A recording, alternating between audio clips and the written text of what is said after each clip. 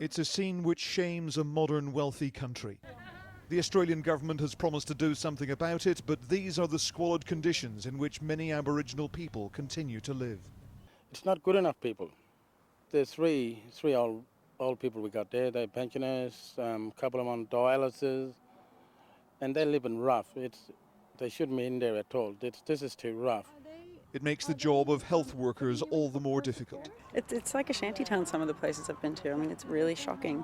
The lack of money that they've got for proper nutrition and the lack of education and the lack of, it's just enormous. This is a town camp in Alice Springs, where houses are overcrowded with extended families and are due to be refurbished. Last year, the people of this camp were promised that 3 new homes would be built here for them. Today, officials came along to break the news that there was no longer any money available and they'd have to go without. The authorities say repair work on existing homes will start soon.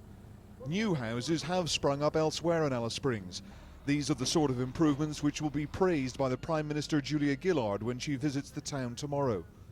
But 200 miles to the north is the remote community of Ambladawatch. I'm living here. Where more families are sleeping rough, even though the nighttime temperature drops to below 0 at this time of year.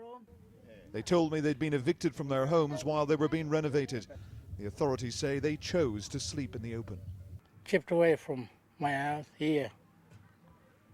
You're sleeping here now? Yeah.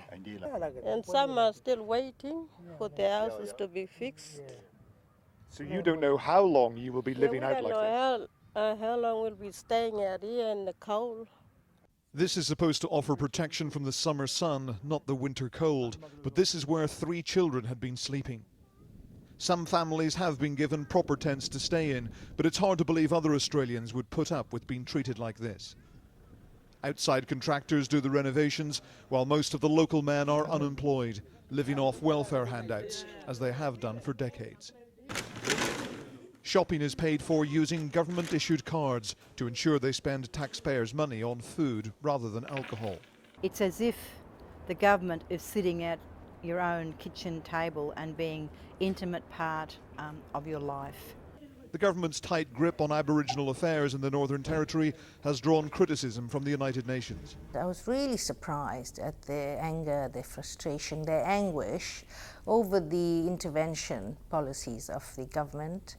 In many ways, they felt huge insults to their dignity and their right to self-determination. But there are Indigenous leaders who say their dependency culture must end. They've always had other people doing things for them. It's always somebody else doing things instead of us doing things for ourselves, for our children. And I think that's the reason why that's the expectation. The government, which formally apologised for past wrongs against Aborigines, has also pledged a better future. The policy is called Closing the Gap. But there is such a long way to go, it's expected to take decades for the first Australians to achieve true equality. Ian Woods, Sky News, in Australia's Northern Territory.